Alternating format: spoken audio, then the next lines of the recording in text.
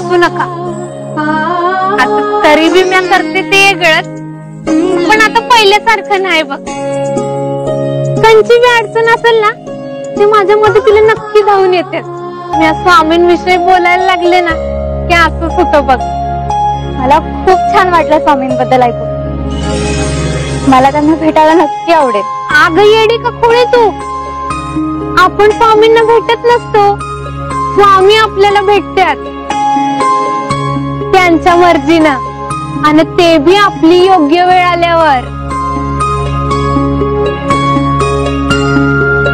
सगळी चिंता मला, फक्त मदतीचा हात नाही तर प्रत्येकाला नवीन साथ मिळणार आहे. बर का, हे काही उपकार करत नाही आहोत तुमच्यावर आम्ही, ते तुमच्या अधिकाराचं आहे, तेच तुम्हाला देतोय आम्ही.